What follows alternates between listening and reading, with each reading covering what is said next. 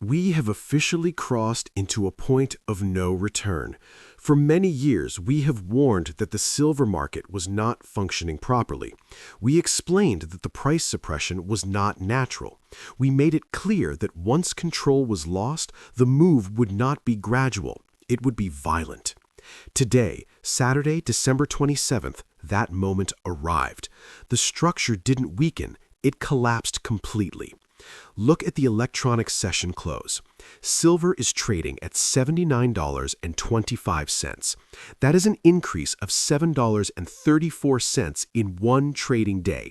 That equals a gain of 10.21%. Let me state this clearly and without exaggeration. Commodities do not rise 10% in a single day under normal conditions. A move like this is not a rally. It is a forced liquidation. It is evidence of failure. What we witnessed today was the collapse of a major financial player. Somewhere in the world, a large short position was destroyed. That trader was forced to buy back every contract at market price. Cost no longer mattered. Charts no longer mattered. They hit the buy button until the account was wiped out. Because this happened during Ghost Week, the lowest liquidity period of the year, there were no sellers available. Price didn't climb, it jumped. It moved straight up. We are now sitting just below $80. In this emergency market update, we are going to break down exactly how a melt-up forms. We are going to examine gold at $4,534 and why that level confirms the dollar is breaking down in real time. And we are going to prepare you for Monday. Because if silver finishes the week near $79, the Sunday night open could trigger exchange limits that freeze global trading. The rules have changed. The system is no longer stable, and panic is only beginning. To understand why a 10% daily move matters, you must understand forced buying. In a healthy market, buyers and sellers negotiate. One side bids $75, the other asks $76, and a trade happens in between. But during liquidation, negotiation disappears. The clearinghouse takes control of the failing funds account. The algorithm receives one command only: close everything immediately. It does not care whether silver is $75, $79, or $100. It buys whatever is available. This morning, the chart showed a vertical move. That straight line represents a large trader being eliminated. Volume exploded. The move happened instantly. This confirms the short squeeze is no longer a theory. It is now systemic. First, retail shorts failed. Then, family offices. Now, institutional funds. Next are the bullion banks themselves. A 10% move in silver is not just about metal.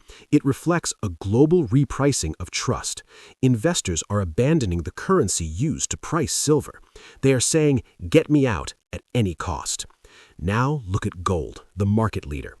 Gold is trading at $4,534, up more than 1% on the day. Economists once said 4,500 was impossible. They called it a crisis level. That level is now holding, and that validates silver's move. Historically, the gold-to-silver ratio sits near 15 to 1. At that ratio, silver should be near $300.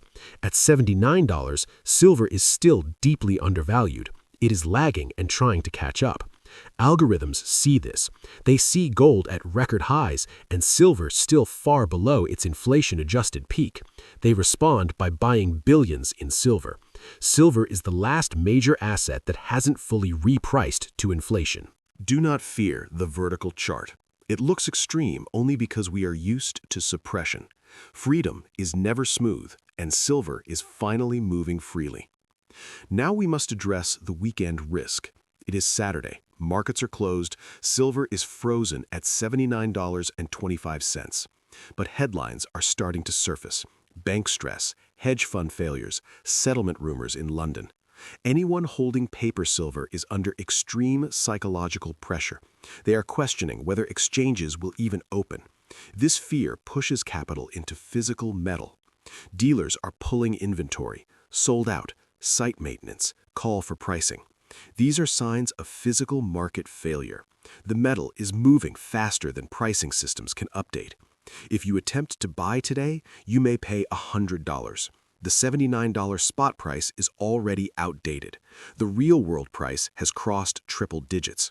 When official prices cannot buy real goods, the currency has failed. Now consider the limit-up scenario. The CME Group uses circuit breakers. If silver rises too far in one session, trading halts. If we gap higher Sunday night from $79.25, limits could be hit almost immediately. Imagine being short. You are losing millions. You try to exit, but the market is frozen. You are trapped. When trading resumes, price gaps higher again. This is how markets lock limit up for days. We have seen this before in nickel and lumber. If trading halts Sunday night, do not panic. That means demand has overwhelmed the system. It is confirmation. Expect extreme volatility afterward. Silver could swing $10 in an hour. This is not a market for leverage. It is a market for ownership. Now revisit the January effect. Funds planning to buy later are panicking. They missed $70. They missed $75. Now they must decide whether to chase $80. History says they will. Institutional investors chase momentum. A 10% day attracts capital. On January 2nd, large money will enter a market that is already broken. This move was only the pre-shock. The real earthquake begins when pensions arrive. Pullbacks will happen. After a 10% candle, turbulence is normal. A drop back to $75 would be healthy. Do not panic. In a vertical market, a $5 dip is not a crash, it is an opportunity. The trend is up. Supply is gone. Banks are under pressure. Every dip will be bought. When markets move without news, it means the news hasn't been released yet. Someone knows something. Bank failure, geopolitical escalation, export restrictions. The price moves first, headlines follow. Buy price action, not news. Your job this weekend is simple. Stay calm. Audit your holdings. If your silver is unallocated, remove it. If it's in an ETF, read the prospectus. When Sunday opens, chaos begins. This move has a blast radius. Futures trading is zero-sum. For every winner, there is a loser. Retail cannot absorb $7 losses. Only system-level institutions can. The rumors of missed margin calls are serious. If defaults occur, exchanges must step in. If default funds drain, contagion spread. Watch interbank lending. Watch repo markets. If banks stop trusting each other, the credit system freezes. The Federal Reserve would respond by printing, which pushes silver even higher. Industrial buyers are panicking. Manufacturers cannot risk losing supply. Contracts are being canceled. Spot markets are being raided. Industry and investors are now competing for the same metal. This is not speculation. This is survival buying. Silver at $79.25 is approaching physical parity. Dealers are switching to manual pricing. That signals critical inventory levels. Supply chains are freezing from mine to mint. Gold is up 1.2%. Silver is up 10.2%. This is the high beta phase. The gold-to-silver ratio is collapsing from above 60 toward the 50s. At 30-to-1, silver is $150. Even after today, silver remains undervalued. Do not short this market. Do not use leverage. Buy unlevered assets. Volatility will destroy margin accounts. Shanghai opens first. If Asia gaps to $85, New York must follow. We are now in a gap market. Institutions accumulate overnight.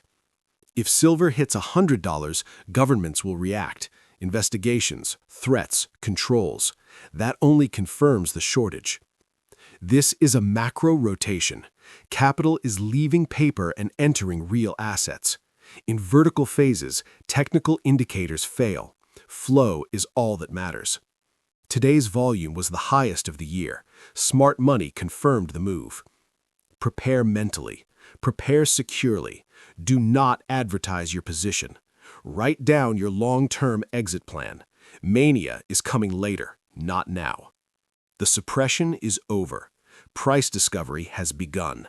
December 27, 2025 will be remembered as the day silver broke free.